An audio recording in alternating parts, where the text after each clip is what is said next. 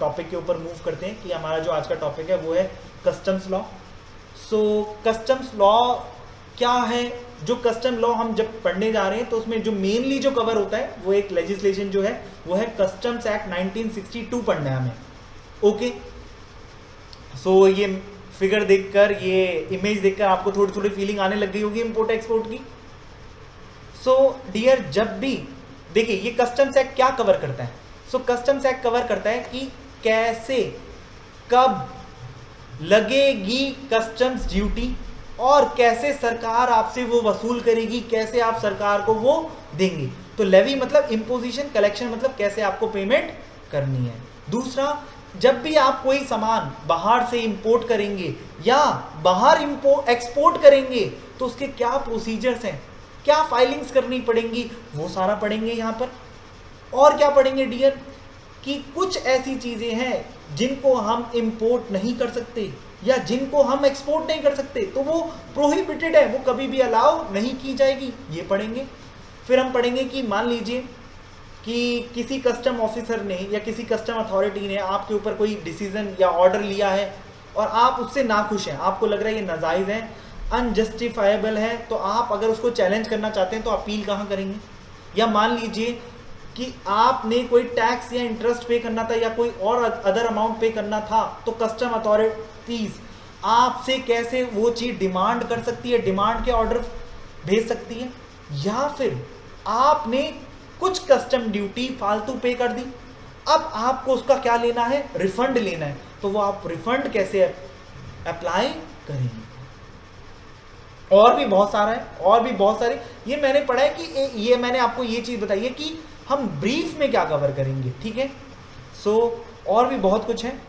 सो आइए बात करते हैं, जब हम कस्टम्स लॉ की बात करते हैं तो कस्टम्स लॉ में जो चार्टर्ड अकाउंटेंट्स हैं उनकी इतनी ज़्यादा पकड़ इसलिए नहीं है क्योंकि डियर इसकी नॉलेज कुछ ही लोगों को डीप में होती है। तो मैं कहूँगा कि ये आपके लिए एक नई फील्ड ओपन कर देता है, क्योंकि जो ज़्यादातर इसके अंदर डील करते हैं वो करते हैं कस्टम्स हाउस एजेंट, या हम बोलें क्लियरिंग एंड फॉरवर्डिंग एजेंट्स ही जो कस्टम्स के प्रोसीजर में डील करते हैं। जो चार्टर्ड अकाउंटेंट्स हैं वो सिर्फ और सिर्फ कस्टम्स का क्या डील करते हैं, कस्टम्स का जितना भी जीएसटी वाला एस्पेक्ट है सिर्फ वो कवर करते हैं, आईजीएसटी वाला।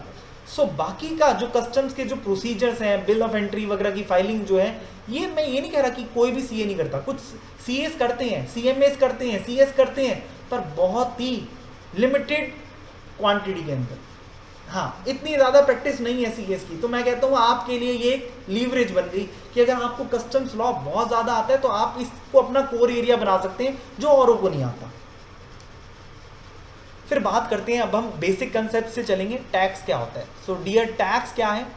देखिए आपको ये शक्ल नज़र आ रही है कि जिसके ऊपर भी टैक्स लगता है। देखिए टैक्स कोई अपनी श्रद्धा से तो नहीं पे कर आता, ठीक है। तो टैक्स क्या है?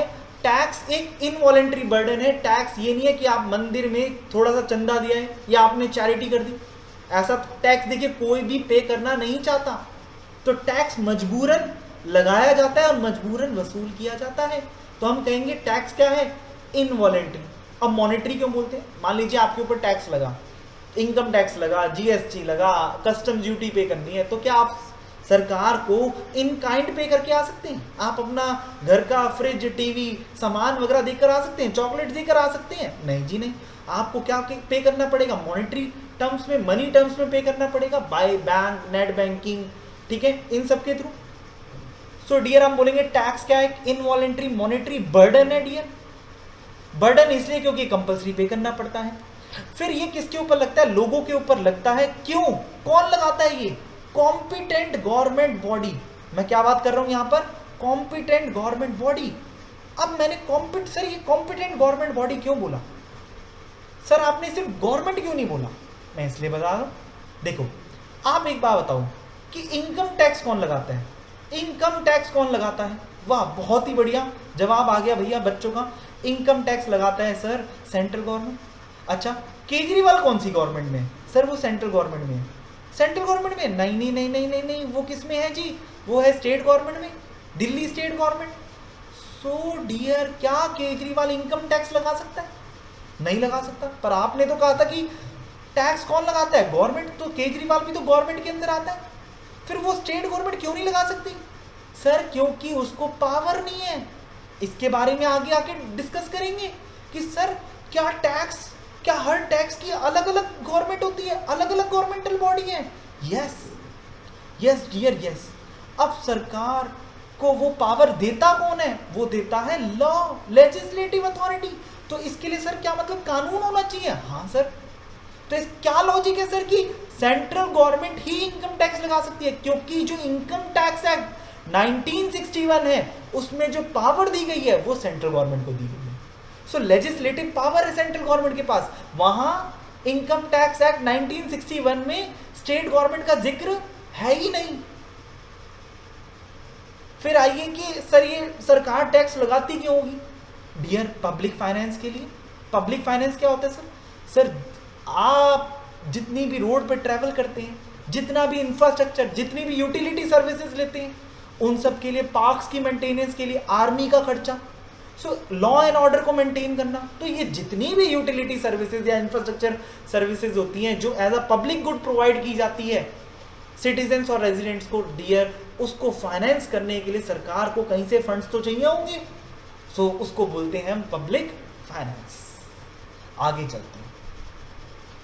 सो अब पढ़ेंगे डियर टैक्स कितने तरीके के होते हैं। टैक्स होते हैं आगे फर्दर दो ब्रॉड क्लासिफिकेशन है, direct tax and indirect tax. तो sir direct tax indirect tax क्या होता है? चलो इसके लिए हमें देखना है कि टैक्स का बर्डन बॉर्न कौन करेगा, मतलब टैक्स किसकी जेब से भरा जा रहा है, फिर टैक्स एक्चुअली में सरकार को कौन देकर आ रहा है, ये देखेंगे। सो डियर एग्जांपल लेके चलते हैं। मान लीजिए मिस्टर राम है। ये कौन है? मिस्टर राम है।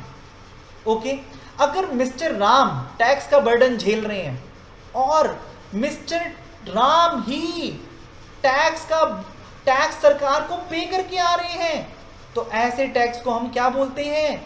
जब ये क्या यहां पे हमने क्या डिस्कस किया कि मिस्टर राम ही टैक्स का बर्डन झेल रहे हैं, अपनी जेब से दे रहे हैं, किसी और से वसूल नहीं कर रहे हैं, और ये जो टैक्स है ये पे भी कौन करके आ रहा है? सरकार को, मिस्टर राम ही। सो डियर ऐसे केस में हम इस टैक्स को बोलेंगे डायरेक्ट टैक्स, क्योंकि यहां पर सरकार ने वसूल किससे करा? मिस्टर राम से, और लिया भी किससे? मिस्टर राम से। तो बर्डन भी किसने झेला? मिस्टर राम ने, और वसूल भी किससे किया? मिस्टर राम से। तो मतलब जिसके ऊपर बर्डन लिया सरकार ने उसी से ले लिया, तो इसको बोलेंगे डायरेक्टली मिस्टर राम से वसूल करना था और मिस्टर राम से ही ले लिया, तो ऐसा टैक्स क्या कहलाएगा? Direct tax. फिर सर एक और एग्जांपल लेके चलो, इनडायरेक्ट टैक्स क्या होगा? मान लो ये है मिस्टर विजय। मिस्टर विजय जी के ऊपर आता है टैक्स का बर्डन। मान लो सरकार ने इनसे वसूल करना है, ठीक है, तो सरकार ने इनकी जेब से लेना है, और पर पे करके कौन आ रहे हैं? मिस्टर राम। तो क्या जो सरकार को पे करके आ रहा है, ओके, और जिसकी जेब से बर्डन झेला जा रहा है, क्या वो एक ही इंसान है? नो सर, दोनों अलग अलग लोग हैं। तो अगर जब दोनों अलग अलग लोग होते हैं तो हम क्या बोलते हैं? Indirect tax. यहां पे सर इसको इनडायरेक्ट टैक्स क्यों बोल रहे हैं? फिर से समझा देता हूं सर, समझ में नहीं आया।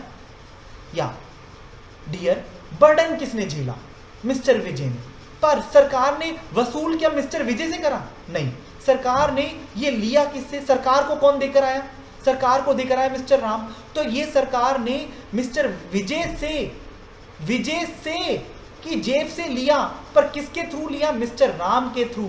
तो बीच में मेडिएटर आ गया ना, तो इनडायरेक्टली सरकार के पास जा रहा है। पहले टैक्स मिस्टर विजय से राम के पास जाएगा और राम से गवर्नमेंट के पास जाएगा, तो ऐसे टैक्स को हम क्या बोलते हैं? Indirect tax. तो आप ऐसा कह सकते हैं कि जो बर्डन झेल रहा है और जो टैक्स पे करके आ रहा है, अगर वो सेम पर्सन है, डायरेक्ट टैक्स। अगर जो बर्डन झेल रहा है और जो टैक्स सरकार को देकर आ रहा है वो अगर अलग अलग लोग हैं, तो ऐसा टैक्स क्या कहलाता है? Indirect tax. एग्जाम्पल के तौर पे लेके चलते हैं। मान लीजिए कोचिंग सेंटर है, ये कोचिंग सेंटर है, मान लीजिए मिस्टर एक्स अकेडमी। क्या है? Mister x academy. अब मिस्टर एक्स जो है वो क्या पढ़ाते हैं? फाइनेंशियल रिपोर्टिंग सीए फाइनल की, और ये फीस चार्ज कर रहे हैं 30,000 रुपये। सर 30,000 रुपये, आप तो कह रहे थे अन अकेडमी पर बहुत सस्ता पढ़ाया जाता है। अरे ये अन अकेडमी कोई ना, ये तो मिस्टर एक्स है, ऑफलाइन टीचर। अब मान लीजिए इनके पास बच्चे पढ़ने आते हैं और बच्चे इनको कितने रुपए दे रहे हैं? 30,000 रुपया। अब 30,000 रुपये तो इन्होंने बोला विदाउट जीएसटी है, जीएसटी भी लगेगा। सर जीएसटी का रेट कितना है, इस पे 18% है मान लो, तो कितना हो गया डियर, 5400 रुपीज़ पे करने पड़ेंगे बेचारे इस बच्चे को। स्टूडेंट को कितने पे करने पड़ेंगे, 35,400। कितना पे करना पड़ रहा है, 35,400।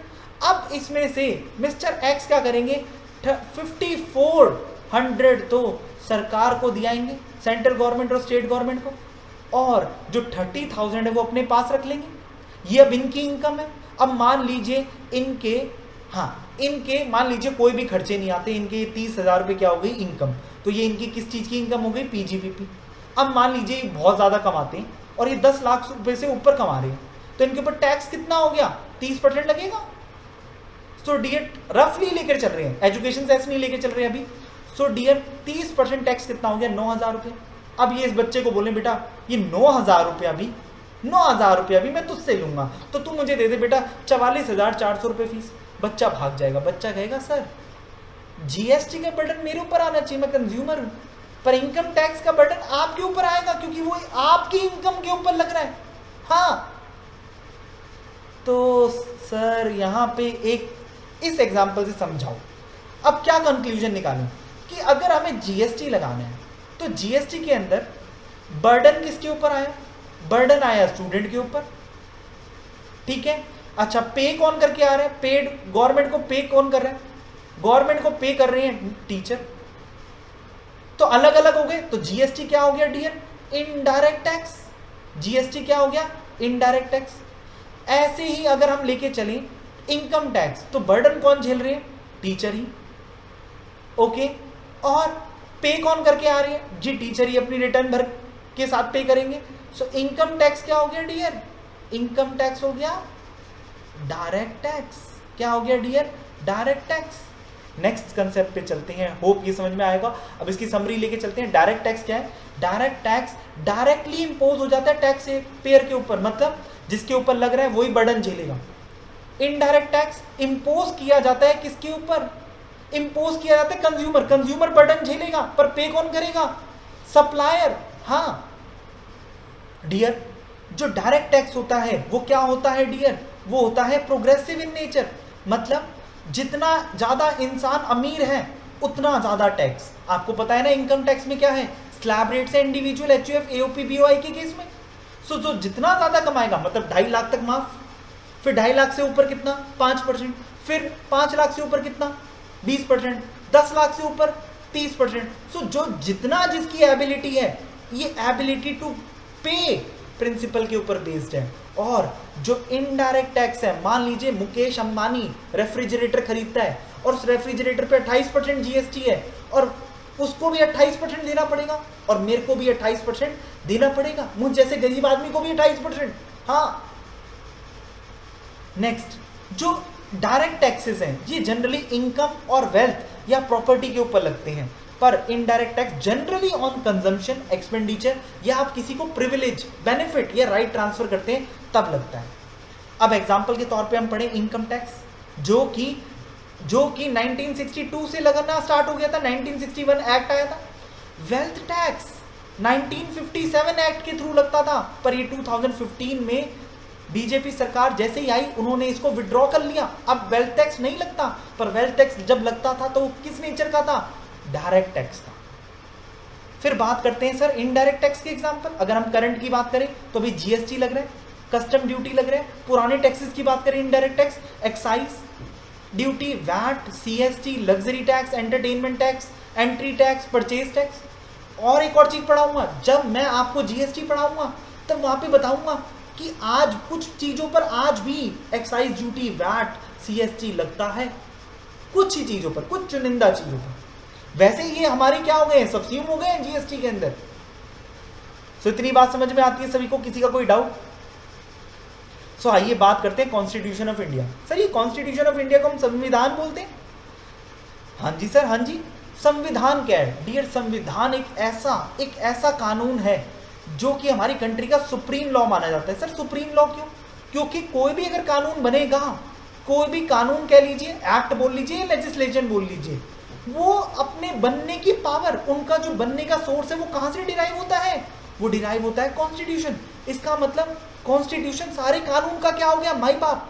इसका मतलब कोई भी चीज ऐसी है, मान लीजिए कोई इनकम टैक्स में ऐसी चीज लिखी है जो कॉन्स्टिट्यूशन में लिखी हुई चीज के खिलाफ है, इनकंसिस्टेंट है, तो वो चीज क्या हो जाएगी? इनवैलिड हो जाएगी as per the income tax act. Constitution में जो चीज लिखी है वो वैलिड रहेगी। क्या sir? Yes yes dear yes. अब आ जाओ डियर, बात करते हैं आर्टिकल। अब जो कॉन्स्टिट्यूशन है उसके अंदर प्रोविजन जो होते हैं ना, वो आर्टिकल्स की फॉर्म में होते हैं। जैसे एक्ट के अंदर सेक्शंस होते हैं, ऐसे जो हमारा कॉन्स्टिट्यूशन है उसके अंदर क्या है? आर्टिकल्स। तो आर्टिकल 265 ये कहता है कि कोई भी टैक्स ना तो लग सकता, ना आप लगा सकते, ना वसूल कर सकते, अगर जब तक उस गवर्नमेंट बॉडी के पास क्या नहीं है? पावर नहीं है। क्या नहीं है? पावर नहीं है। अगर पावर है तब लगा सकते हो, लगा भी सकते हो, वसूल भी कर सकते हो। तो सर यही रीजन था क्या? यही रीजन था क्या कि केजरीवाल स्टेट गवर्नमेंट आपकी इनकम टैक्स ना तो लगा सकती, ना कलेक्ट कर सकती? Yes dear yes. आ जाओ, तो इसका मतलब क्या निकल कर आता है डियर? कोई भी टैक्स ना तो लगाया जा सकता, ना कलेक्ट किया जा सकता है इंडिया के अंदर, जब तक लॉ क्लियरली एक्सप्लिसिटली ऑथराइज ना कर दे, पावर ना दे दे अंडर दी लेजिस्लेशन। मतलब एक्ट होना चाहिए टैक्स लगाने का। नेक्स्ट आर्टिकल की बात करते हैं। सर एक आर्टिकल है 245। तो सर ये कानून आएंगे कहां से? भैया वो कानून बनाए जाएंगे। अब आपको पता होगा कोई भी इकोनॉमी के अंदर 3 तरीके की बॉडी होती है। एक होती है लेजिस्लेटिव, एक होती है आपकी क्या चीज? एक होती है एग्जीक्यूटिव, और एक होती है आपकी जुडिशरी। जो कानून बनाएगा, जो लॉ मेकर है, उसको हम क्या बोलते हैं? लेजिस्लेटिव। सेंट्रल लेवल पर पार्लियामेंट, स्टेट लेवल पर कौन है? State legislature.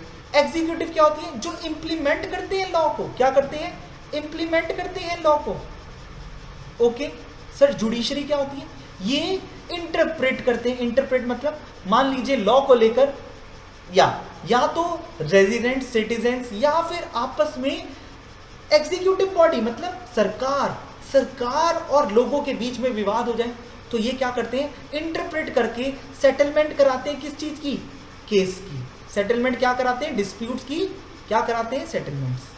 सो डियर, सेंट्रल लेवल पर लॉ कौन बनाएगा? पार्लियामेंट। और स्टेट लेवल पर स्टेट लेजिस्लेचर। एग्जीक्यूटिव क्या है? गवर्नमेंट। स्टेट लेवल पर स्टेट गवर्नमेंट, सेंट्रल लेवल पर सेंट्रल गवर्नमेंट। जुडिशरी, ठीक है, जुडिशरी क्या करती है डियर? इंटरप्रेट करती है कानून को, जो कि किसने बनाया है? लेजिस्लेशन ने। ओके सो डियर, अब बात करते हैं सर ये बात आपको कैसे पता चली? ये आर्टिकल 245 पढ़ो। आर्टिकल 245 बोलता है कोई भी अगर पूरी कंट्री के अंदर अगर कानून बनाना है, पूरी इंडिया के लिए, पूरी इंडिया की टेरिटरी या फिर कुछ पार्ट के लिए अगर कानून बनाना है तो कौन बनाएगा? पार्लियामेंट। पार्लियामेंट के पास पावर है। और सर जो स्टेट लेजिस्लेचर है उसके पास पावर है वो अपने पूरे स्टेट के ऊपर कानून बनाने के लिए या उसके थोड़े से पार्ट के लिए। अच्छा, अब सर एक और आर्टिकल है, एक और कानून के अंदर आर्टिकल 246 है। क्या है डियर? आर्टिकल 246। और उसके साथ पढ़ा जाता है शेड्यूल नंबर 7 कॉन्स्टिट्यूशन का। वहां पर 3 लिस्ट दे रखी है, union list, state list, concurrent list. Union list कहती है वो सारे मैटर्स बताएगी जिस पे कौन कानून बना सकता है? पार्लियामेंट। और आपको एक और चीज बता देता हूं, पार्लियामेंट ने कोई कानून बनाया तो जनरली 99.99% केसेस के अंदर उसको इंप्लीमेंट भी कौन करेगा? उसके लिए रेलेवेंट सरकार भी कौन सी होगी? Central government. ऐसे ही स्टेट लिस्ट्स में वो मैटर्स दे रखे हैं जिस पे सिर्फ और सिर्फ जिन मैटर्स पे कानून कौन बना सकता है? सिर्फ और सिर्फ स्टेट गवर्नमेंट। कॉन्करेंट लिस्ट पे दोनों ही स्टेट कौन बना सकते हैं कानून बना सकते हैं, पार्लियामेंट भी और स्टेट लेजिस्लेचर भी। तो देखिए यूनियन लिस्ट में वो सारे मैटर्स दे रखे हैं जिसपे कौन कानून बनाएगा?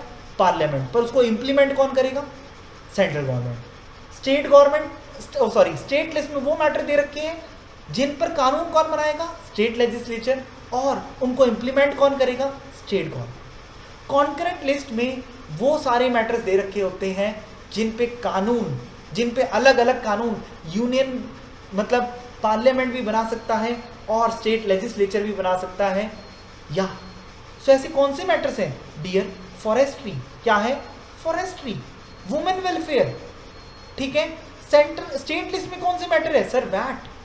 वैट। और क्या मैटर है सर? और एग्जांपल दूं sir income tax on agricultural income.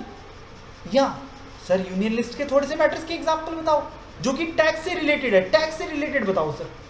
Example देता हूं dear, entry number 82, entry number 82 मतलब 82 नंबर पे जो मैटर लिखा हुआ है यूनियन लिस्ट के अंदर, वो है taxes on income other than agriculture income. इसका मतलब एग्रीकल्चर इनकम को छोड़ के बाकी जितनी भी इनकम कमाई जाएगी इंडिया के अंदर, उसके ऊपर टैक्स कौन, उसके ऊपर टैक्स लगाने का कानून कौन बनाएगा? पार्लियामेंट। ऐसे ही हमारा जो आज का टॉपिक है कस्टम्स, जब भी क्या होगा? इंपोर्ट और एक्सपोर्ट, तो उस पर लगने वाली टैक्स के ऊपर जो लॉ बनेगा वो कौन बनाएगा? वो बनाएगा पार्लियामेंट, क्योंकि किसके अंदर मैटर दे रखा है? Entry number 83 of the union list. ऐसे ही जब भी इंडिया में मैन्युफैक्चर होता है, प्रोडक्शन होता है, अभी पुराना बता रहा हूं आपको, अब इसकी जगह जीएसटी लग चुका है। सो डियर, वैसे जब भी इंडिया के अंदर मैन्युफैक्चर या प्रोडक्शन होता था गुड्स का, तो उसके ऊपर जो टैक्स लगती थी एक्साइज ड्यूटी डियर, उसके रिलेटेड कानून कौन बनाता था? पार्लियामेंट। और एग्जीक्यूट कौन करता था इन तीनों को? इनकम टैक्स को एग्जीक्यूट कौन करता है? Central government. कस्टम्स को एग्जीक्यूट कौन करता है? Central government. Okay, and duties of excise भी कौन लगाता था? बताओ, सेंट्रल गवर्नमेंट जनरल। आइए अब डियर हम बात करते हैं ये कस्टम्स लॉ की शुरुआत कैसे हुई। सर ये कस्टम्स ड्यूटी क्यों बोलते हैं, इसको कस्टम ड्यूटी क्यों बोलते हैं? डियर क्या हुआ, पहले होता था राजा महाराजाओं का राज इंडिया में, मोनार्की सिस्टम्स। तो एक किंग क्या करते थे, इनके यहाँ पर कोई भी व्यापारी सामान लेकर आते थे इनके एरिया में, तो ये कहते थे हम आपको आने नहीं देंगे ऐसे, हाँ आप हमारे एरिया में आके हमारे लोगों का फायदा उठा के उनसे पैसा कमा लोगे, प्रॉफिट कमा लोगे। तो ये लोग क्या करते थे, ये राजा को खुश करने के लिए, राजा के लिए क्या लेकर आते होंगे? गिफ्ट्स लेकर आते होंगे। मान लीजिए ये क्या लेकर आए, ये 100 kg वीट लेकर आए बेचने के लिए इनके राज्य में। तो ये क्या करते थे, राजा के लिए 10 किलो राजा को क्या दे दिया? वीट एज अ गिफ्ट दे दिया। तो पहले रुपया नहीं होता था, पहले मनी नहीं हुआ करता था, तो इन्हें इन काइंड ही क्या करना पड़ता था? गिफ्ट। तो ये क्या करते थे, ये जो भी सामान लेकर आते थे उसमें से कुछ हिस्सा राजा को दे देते थे, ताकि राजा की इनके ऊपर क्या बनी रहे? कृपा, ताकि ये खुलेआम उसके एरिया में क्या बेच सके? व्यापार कर सके, सामान बेच सके। हाँ, अब डियर क्या हुआ, जब ये प्रथा चलती रही, ये प्रथा चलती रही, ये ट्रेडिशन चलता रहा, ये रीति रिवाज चलता रहा, सो डियर अंग्रेजों को ये कंसेप्ट समझ में आया और ब्रिटिशर्स ने क्या करा, ब्रिटिशर्स ने इस कंसेप्ट को 1786 के अंदर फॉर्मलाइज कर दिया। फॉर्मलाइज मतलब लीगलाइज कर दिया, इसको एक लीगल फॉर्म दे दिया, इसको नाम दे दिया कस्टम्स ड्यूटी। क्या नाम दे दिया गया? Customs duty. कि जो प्रथा चल रही है, ठीक है, और ड्यूटी मतलब ये अब ड्यूटी बनती है, जो भी आएगा इनके एरिया में उसको क्या देना पड़ेगा? उसको टैक्स देना पड़ेगा मॉनेटरी फॉर्म के अंदर। तो डियर नाम रख दिया गया इस प्रथा वाले टैक्स को, इस प्रथा वाले गिफ्ट को मॉनेटरी टर्म्स में हम बोलते हैं कस्टम्स ड्यूटी। अब अंग्रेजों ने क्या किया, अंग्रेजों ने जितनी भी उनकी कॉलोनीज या फिर ब्रिटेन में जो भी एंटर करता था उससे क्या लेते थे? Custom duty. और इन्होंने इंडिया में क्या कानून बनाए, इंडिया में रहते रहते इन्होंने कानून बनाए कि अगर कोई भी सी से सामान लेकर आएगा, कोई भी वेसल के थ्रू या शिप के थ्रू सामान लेकर आएगा, तो हम इन्होंने कानून बनाया सी कस्टम्स एक्ट। क्या बनाया? सी कस्टम्स एक्ट 1878। ऐसे इनको लगा कि हवाई जहाज से भी सामान आ सकता है, तो इन्होंने एक और एक्ट की निर्माण कर दिया, इंडियन कस्टम्स एक्ट।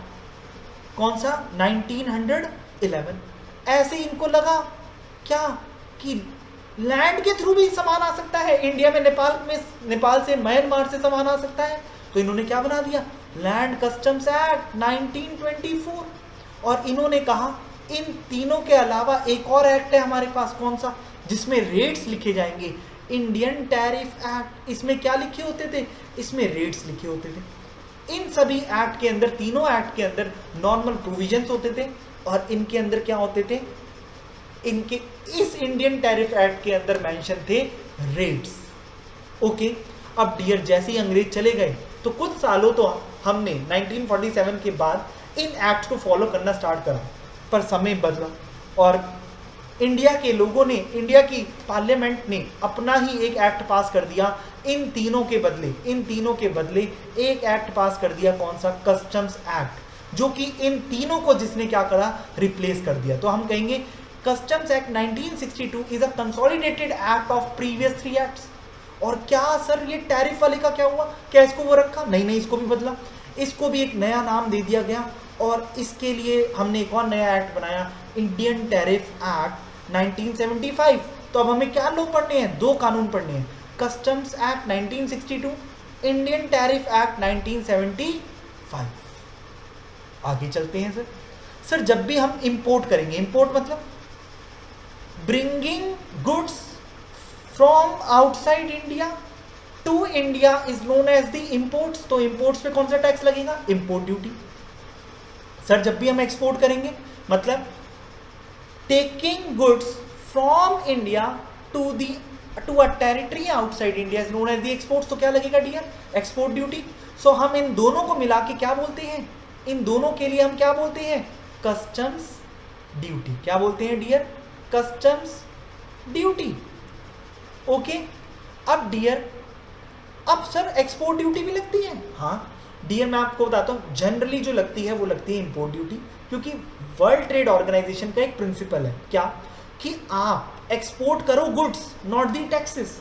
इसका मतलब जब भी एक्सपोर्ट्स होंगे ना डियर, उस पर एक्सपोर्ट ड्यूटी नहीं लगती। पर कुछ चीज़ें ऐसी हैं जिन पर एक्सपोर्ट ड्यूटी लिखती है, वो करीब करीब 20 के आसपास चीज़ें हैं। मैं कुछ एग्जाम्पल ले रहा हूँ, 3-4, लाइक लेदर आइटम्स। तो जितनी भी लेदर आइटम्स हैं, लेदर प्रोडक्ट्स हैं, उन पर एक्सपोर्ट ड्यूटी लगती है। स्टील प्रोडक्ट्स के ऊपर एक्सपोर्ट ड्यूटी लगती है, जिनको हमारी सरकार इंडिया से एक्सपोर्ट करना नहीं चाहती, जो हमारे नेशन के खुद के वेलफेयर के काम आएंगी, लाइक आयरन और लाइक एनिमल स्किन्स। सो इन पर क्या लगती है डियर, कुछ चुनिंदा चीज़ों पर क्या लगती है एक्सपोर्ट ड्यूटी। तो हमारा जो मेन करिकुलम है कोर्स का, वो ज़्यादा फोकस क्या रहेगा, इंपोर्ट ड्यूटी के ऊपर। ओके, सो डियर अब बात करते हैं एक्ट। तो कस्टम लॉ के लिए हमें कौन कौन से एक्ट रेफर करने हैं, एक तो कस्टम्स एक्ट। कस्टम्स एक्ट के अंदर मैंने बताया आपको कि लेवी एंड कलेक्शन, कैसे टैक्स लगाया जाएगा, वसूल किया जाएगा, उसके बारे में बात करेंगे। इंपोर्ट एंड एक्सपोर्ट प्रोसीजर के बारे में बात करेंगे। और किस चीज़ के प्रोविजन दे रखे हैं कस्टम्स एक्ट 1962 के अंदर, कि कौन कौन से ऐसे एक्सपोर्ट हैं, इंपोर्ट हैं जो क्या है, प्रोहिबिटेड, जो कि बैन है, जिनको आप कर ही नहीं सकते। और कभी भी अपील, डिमांड या फिर रिफंड के जो प्रोविजंस है वो भी आपके कहाँ दे रखे हैं, कस्टम्स एक्ट 1962। अब कस्टम टैरिफ एक्ट बताया था ना मैंने आपको, ये किसके लिए होता है, टैरिफ मतलब टैक्स, टैरिफ का मतलब टैक्स के रेट्स। सो टैक्स के जो रेट्स हैं वो कहाँ पे दे रखे हैं आपके, rates of import duty and export duty custom tariff act 1975 के अंदर दे रखे हैं। और ये भी 2 शेड्यूल्स में डिवाइडेड है। शेड्यूल 1 बताता है इंपोर्ट ड्यूटी के टैक्स रेट्स एंड शेड्यूल 2 बताता है एक्सपोर्ट ड्यूटी के टैक्स रेट्स।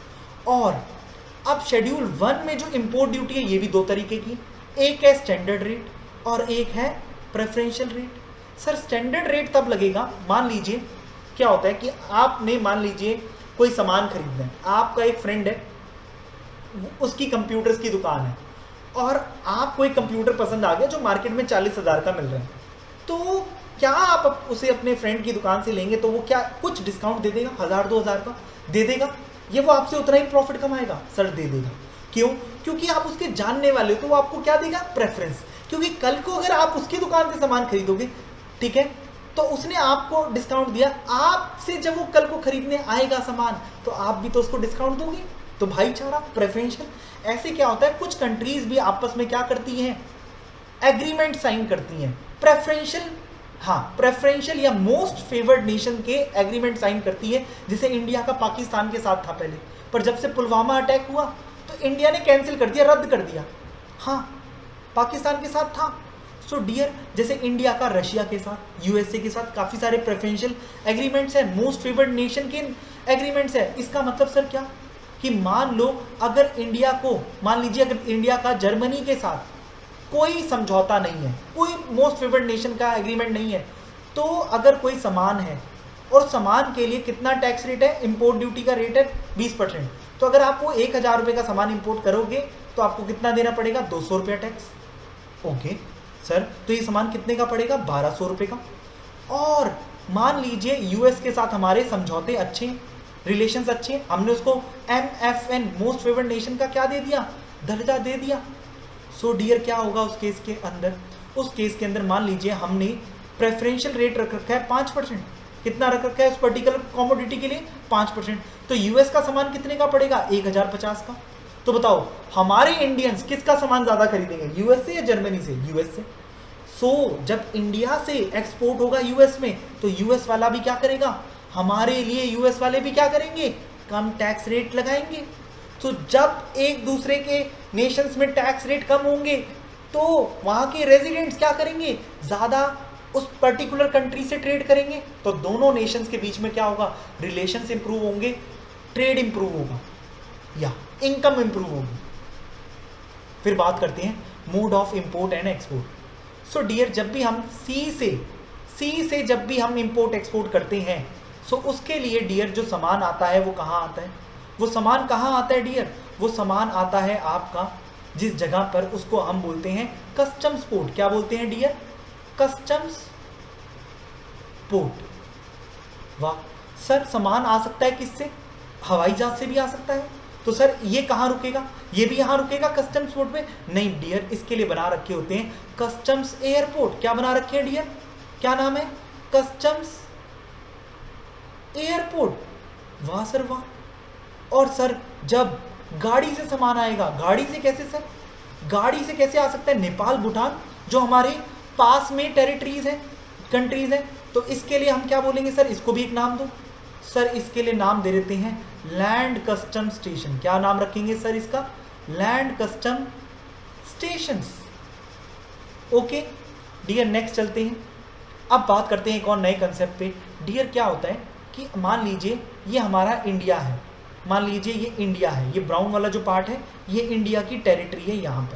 यहाँ पर इंडिया की आके क्या हो जाती है, टेरिटरी खत्म, ठीक है। अब इस टेरिटरी के बाद ये क्या था, बेस लाइन, ये लैंड पार्ट खत्म हो गया, इसके बाद समुद्र स्टार्ट हो गया। इस समुद्र के अंदर इस बेस लाइन से, इसको हम क्या बोलते हैं, बेस लाइन, इस बेस लाइन से जहां पे ये लैंड पार्ट खत्म हो रहा है, इस बेस लाइन से समुद्र के 12 नॉटिकल माइल्स, जैसे दूध को आप लीटर्स में नापते हैं, सेब को आप किलो के हिसाब से लेकर आते हैं, केले को आप दर्जन के हिसाब से लेकर आते हैं, ऐसे ही समुद्र में जो डिस्टेंस नापा जाता है वो नॉटिकल माइल्स के अंदर नापा जाता है। और एक नॉटिकल माइल कितने के बराबर होती है, 1.853 किलोमीटर के बराबर होती है। सो 12 नॉटिकल माइल्स तक का, बेस लाइन से 12 नॉटिकल माइल्स तक का जो सफर है, जो एरिया है, वो क्या कहलाता है, टेरिटोरियल वाटर्स। टेरिटोरियल वाटर्स या टेरिटोरियल सी बोलिए। अब ये टेरिटोरियल वाटर्स की सिग्निफिकेंस क्या है सर, ये भी इंडिया ही माना जाएगा, इतना समुद्र का इलाका हमारी कंट्री का ही पार्ट माना जाएगा। अच्छा सर, वो भी इंडिया माना जाएगा, हाँ सर माना जाएगा। सर फिर अगर हम, अब मान लीजिए इस कंसेप्ट को मैं आपको आगे वाले डायग्राम से समझाता हूँ। यहाँ से, यहाँ देखो, ये आपको इंडिया नजर आ रहा है, ये इंडिया नजर आ रहा है, हाँ सर आ रहा है। ये इंडिया की मान लीजिए बेस लाइन है, ये क्या है, बेस लाइन।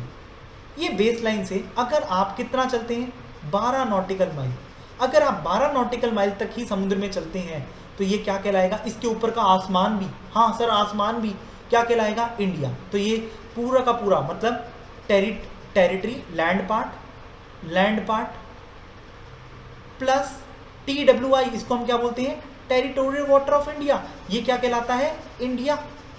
ओह सर, और 12 नॉटिकल माइल चले तो इसकी, इस 12 नॉटिकल माइल के बाद और 12 नॉटिकल माइल चले तो सर, और 12 नॉटिकल माइल चले तो सर हम क्या कहलाएगा, ये मतलब 24 नॉटिकल माइल तक का एरिया क्या कहलाता है, कस्टम वाटर। अब इस कस्टम वाटर की क्या सिग्निफिकेंस है, कस्टम वाटर की ये सिग्निफिकेंस है कि मान लीजिए इंडिया में कोई चोरी छिपे सामान लेकर आता है और वो टैक्स नहीं पे करता, या फिर कोई आपदाजनक समुद्र में कोई चीज मिलती है, उस एक्टिविटी को रोक सके, टेररिस्ट एक्टिविटी को रोक सके, सो उसके लिए बैठे होते हैं डियर कौन, कस्टम ऑफिसर्स। तो कस्टम ऑफिसर्स यहां तक कुछ भी मिल जाए उसके ऊपर वो उसको अरेस्ट कर सकते हैं। हाँ, अगर वो चीज क्या है, इलीगल है, इलीगल तरीके में। फिर सर आता है और पढ़ाओ आगे। अब डियर ये 12 नॉटिकल माइल जहां पे खत्म हुए थे, इससे 188 नॉटिकल माइल और, कितना, 188 नॉटिकल माइल और, या आप कह लीजिए बेस लाइन से 200 नॉटिकल माइल्स तक का एरिया, मतलब 12 से 200 तक, मतलब बीच का ये जो 88 नॉटिकल माइल्स है इसको हम बोलते हैं एक्सक्लूसिव इकोनॉमिक्स जोन्स। सर ये क्यों पढ़ा रहे हैं डियर? मान लीजिए ये क्या है आपकी ऑयल रिग। अब ऑयल रिग क्या करती है डियर? ये ऑयल को रिफाइन करती है। अब ये समुद्र में ही पाए जाते हैं।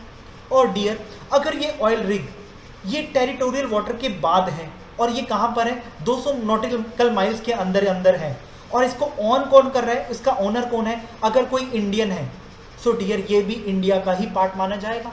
सर इसकी सिग्निफिकेंस समझते हैं डियर? मान लीजिए ये कोई चीज़ इंपोर्ट करता है, ये मान लीजिए ये इतना पार्ट मैंने आपको इंडिया बताया, इतना पार्ट इंडिया बताया, अब ये तो इंडिया के बाहर है। अब डियर मान लीजिए ये ऑयल रिग मान लीजिए ONGC का है, और ये क्या करते हैं डियर?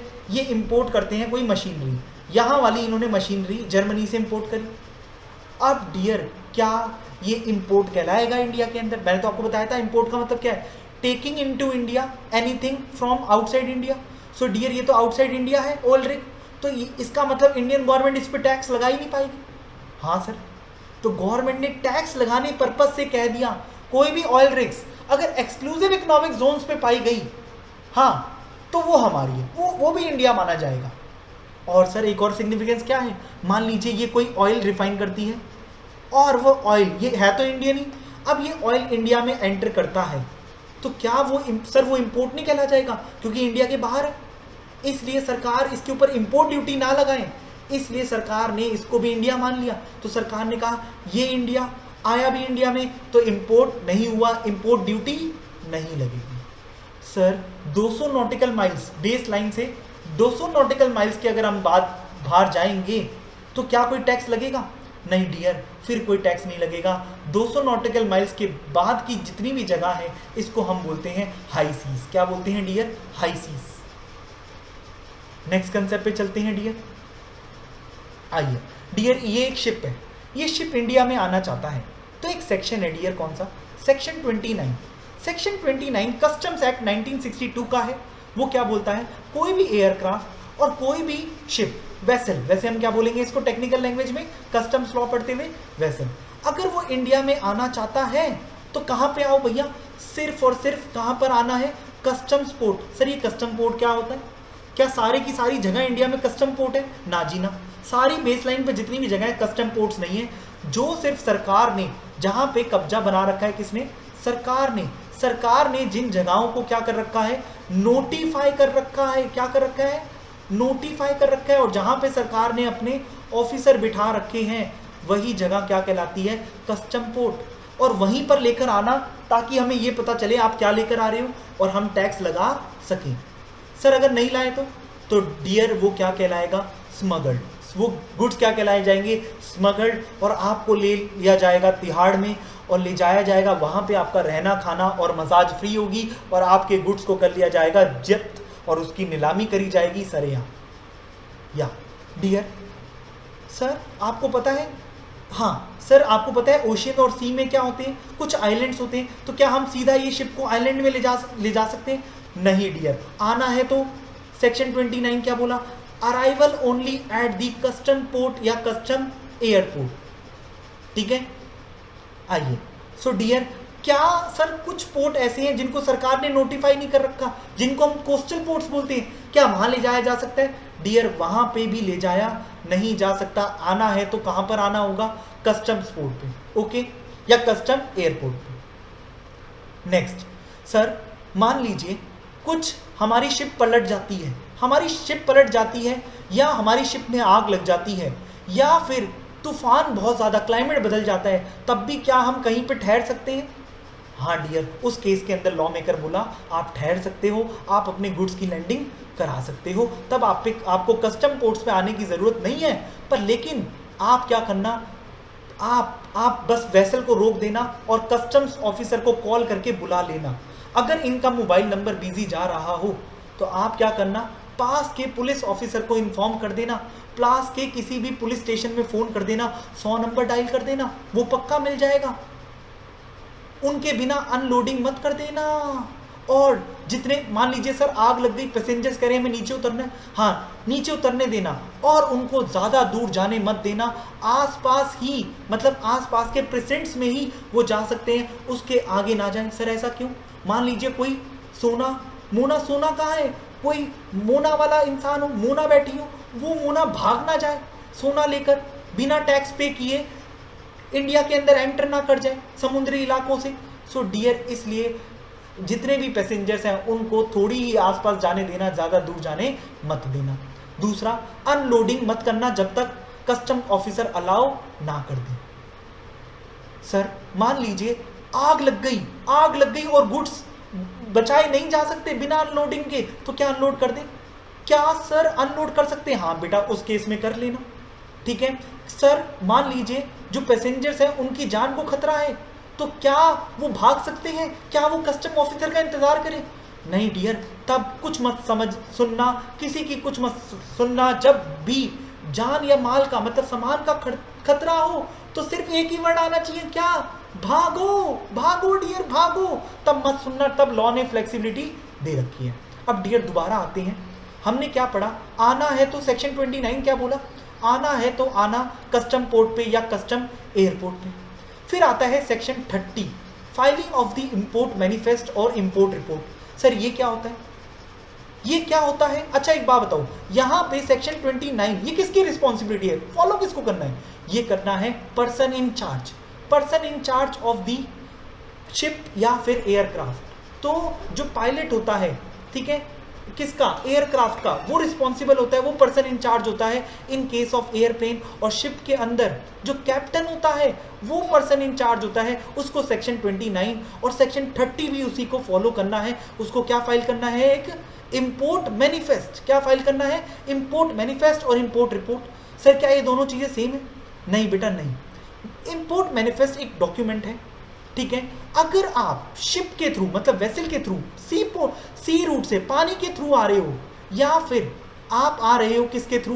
प्लेन के थ्रू, तो डियर आपको फाइल करना पड़ता है सी रूट या वेसल या फिर एयरक्राफ्ट के थ्रू आ रहे हो तो आपको फाइल करना पड़ता है इंपोर्ट मैनिफेस्ट। पर अगर आप लैंड के थ्रू आ रहे हो, व्हीकल या ट्रेन से, आसपास की किसी कंट्री से सामान ला रहे हो, तो क्या फाइल करना होता है? पर्सन इन चार्ज को फाइल करना होता है इंपोर्ट रिपोर्ट। सर ये कैसे फाइल करना है? पर्सन इन चार्ज शिप के केस में कौन होगा डियर? शिप का कैप्टन, और पायलट हो, और ट्रेन का इंचार्ज होगा, ऐसे ही। सो डियर क्या ये फिजिकली फाइल करना होगा? सर वो तो अभी पहुंचे ही नहीं है कस्टम पोर्ट पे। सो डियर ये आने से पहले फाइल करना पड़ता है, आने से पहले, नहीं तो 50,000 की क्या है? पेनल्टी है डियर। हाँ, और सर ये फाइल कैसे करना है डियर? शिप में ही इनके पास और ट्रेन में ही इनके पास क्या होगा? मोबाइल या लैपटॉप से आने से पहले, जब मर्जी फाइल कर दो, पर आने से पहले फाइल करना है। सर इसमें क्यों फाइल करना है? क्योंकि डियर इसमें आपको डिटेल्स देनी होती है कि हम इतना सामान ला रहे हैं, ताकि कस्टम पोर्ट पे बहुत ज़्यादा डियर जगह नहीं होती, ताकि आपका सामान आसानी से लोड कर लिया जाए, ट्रैफिक मैनेजमेंट, प्लस आपका सामान चोरी ना हो जाए। तो security and for traffic management they have mandated the filing of the क्या? import manifest and import report। Okay, so dear क्या सर सब केसेस के अंदर?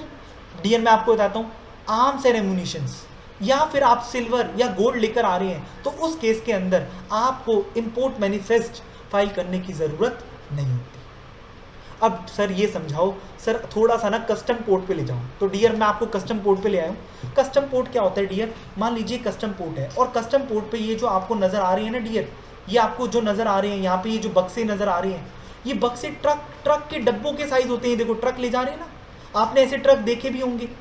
सो डियर जो शिप्स होती हैं, एक शिप के अंदर करीब 150 से 200 ऐसे ट्रक जितने डब्बे लोड हो जाते हैं। सर ऐसा कार्गो शिप इतना लोड कर लेती है? हाँ सर हाँ। तो जैसे ही ये शिप आई, तो डियर ये कस्टम पोर्ट पे जो लोडिंग होगी, ये लोडिंग के लिए कुछ एरियाज बना रखे होते हैं, इनको हम बोलते हैं बर्थ। क्या बोलते हैं डियर? बर्थ। पैदा होने वाला बर्थ नहीं, बर्थ मतलब जगह। ओके, और ये क्रेन्स लगा रखी है। इन क्रेन्स के थ्रू ये सामान क्या किया जाता है, यहाँ पे ये क्रेन्स क्या करी जाती है, यहाँ से शिप से सामान उठाती है और यहाँ रख देती है, और फिर ये ट्रक में लोड कर देती है, और ये ट्रक से क्या होता है, क्लाइंट्स की प्लेसेस पर पहुंच जाता है। और ये पास में आपको दिख रहे हैं, कुछ लोग अभी सामान ले जाना नहीं चाहते, तो वो कहाँ रखवा देते हैं? वो रखवा देते हैं कस्टम वेयर हाउस के पास। ओके, या डियर यहाँ पे देखिए, ये एक और मैंने इमेज डाली है किसकी? कस्टम पोर्ट की। या तो देखिए सर, ऐसे होते हैं कस्टम पोर्ट। हाँ, ये देखिए ऐसे सामान उठाया जाता है सी इससे, शिप से, वेसल से, ऐसे मशीन्स लगी होती है, और ये क्या है, ये वर्कर्स काम कर रहे हैं वहां पर। फिर सर और बताओ, और बताओ, और बताओ। सर ये देखो, ये क्लियर इमेज है। मान लो डियर ये एक शिप आई, ये शिप जैसे ही पहुंचती है तो जैसे ही आपको क्या मिल जाएगी, आगे पढ़ाता हूं इसके बारे में। ये आपको क्रेन्स नजर आ रही है। अब ये क्रेन्स तब तक अनलोड नहीं करेगी जब तक आप एक और प्रोविजन की फुलफिलमेंट ना कर दो। तो डियर यहां पर बैठा होता है कस्टम ऑफिसर्स और कस्टोडियंस, और ये जो ऑफिसर है ये क्या बोलेगा, ये बोलेगा आ रहे हो, आ रहे हो क्या? हाँ आ रहे हैं। सेक्शन 29 फुलफिल कर दिया? हाँ जी सर, सेक्शन 29 फुलफिल क्या हम आ चुके हैं? ओ हो, पोर्ट पे आए हो? हाँ। कहीं और गए थे? नहीं गए थे। सेक्शन 30 फाइल कर दिया? इंपोर्ट मैनिफेस्ट फाइल कर दिया? सर कर चुके हैं। अपना लैपटॉप खोल कर देखो। ओ, अब आपको क्या लेनी पड़ेगी, आपको परमिशन लेनी पड़ेगी अनलोडिंग की। ये भी कौन लेगा? Person in charge. देगा कौन? कस्टोडियन। कौन देगा? कस्टोडियन। डियर ये होती हैं बड़ी बड़ी कंपनी। सरकार ने क्या कर रखा होता है, सरकार ने खुद की गवर्नमेंट कंपनीज या कुछ प्राइवेट कंपनीज को ठेका दे रखा होता है पूरे के पूरे कस्टम पोर्ट का। तो सारा का सारा सरकार का काम वो करते हैं, उनको हम क्या बोलते हैं? कस्टोडियन। तो आपकी जो अनलोडिंग है वो देखें कि क्या ये सही माल लोड कर रहे हैं या नहीं कर रहे, क्या आप सही टैक्स का भुगतान कर रहे हैं या नहीं कर रहे। तो ये जो गवर्नमेंट के इतने सारे फंक्शंस हैं, ये कौन परफॉर्म करते हैं? कस्टोडियंस। तो आपको उस कस्टोडियन से क्या लेनी पड़ेगी? परमिशन लेनी पड़ेगी, और उस परमिशन को हम क्या बोलते हैं? Entry inward. क्या बोलते हैं? Entry inward. ठीक है, तो ये कौन लेगा? किसको लेनी है? पर्सन इन चार्ज को। किससे? कस्टोडियन से। नेक्स्ट सर, कुछ ऐसी एक्सेप्शंस भी है क्या इसकी कि जहां पे परमिशन ना लेनी पड़े सेक्शन 31 की? हाँ डियर, जितना भी आपका बैगेज होता है, या फिर कुछ पेरिशेबल गुड्स, या फिर कुछ ऐसे एक्सप्लोजिव्स जो कि सामान को, बाकी सामान को नुकसान पहुंचा सकते हैं लंबे समय तक अगर रखे गए तो शिप में, तो इनके लिए एंट्री इनवर्ड की जरूरत नहीं है। इनको आप बिना एंट्री इनवर्ड लिए ही उतार सकते हो फॉर दी सेफ्टी पर्पस। फिर आ जाओ सर सेक्शन 32। अब सेक्शन 32 में क्या होता है? सेक्शन 32 बड़ा ही इजी प्रोविजन है। ये कहता है जब भी आपको क्या करने हैं, गुड्स अनलोड करने हैं, तो वही गुड्स आप अनलोड कर सकते हो जो कि आपने इंपोर्ट मैनिफेस्ट के अंदर लिखे थे। हाँ, जो आपने सेक्शन 30 में पढ़ाया था इंपोर्ट मैनिफेस्ट, तो जो उसके अंदर लिखा था, जो आपने बताया था कि भैया 1500 टन हाँ माल लेकर आ रहे हैं, तो 1500 टन ही उतार सकते हो। मान लो आपने कहा था काजू लेकर आ रहे हैं, और आप अब उसके अंदर निकल रहे हैं पिस्ता, तो पिस्ता आप अनलोड नहीं कर सकते। और हाँ, जितनी क्वांटिटी में आपने मेंशन किया था सिर्फ उतना ही। सर क्या ये अमेंड हो सकती है? हाँ, अगर आप रिक्वेस्ट करोगे तो डियर वो अमेंड हो सकती है, पर उसमें जेन्युइन केसेस के अंदर। ठीक है, आ जाओ। नेक्स्ट प्रोविजन है dear unloading only at the approve place. अब क्या होता है डियर, जितने भी कस्टम पोर्ट्स होते हैं वहां पे ना अलग अलग बर्थ होते हैं, तो वहां पे टाइप्स ऑफ द प्रोडक्ट के हिसाब से बर्थ बनाए होते हैं। वेजिटेबल्स के लिए अलग, क्या कहते हैं, ड्यूरेबल गुड्स के लिए अलग अलग अलग बर्थ बना रखे होते हैं। तो डियर वहां पर अगर आपको जिस पे उसने एंट्री इनवर्ड पे लिख कर दे दिया कस्टोडियन ने कि यहां सामान उतारना है, तो आप वहीं उतारेंगे, कहीं और उतरवा नहीं सकते। लास्ट सेक्शन डियर सेक्शन 34 कि अनलोडिंग जो भी होगी वो किसकी सुपरविजन में होगी? Custom officer. कस्टम ऑफिसर देखेगा कि आप क्या क्या अनलोड कर रहे हैं, ताकि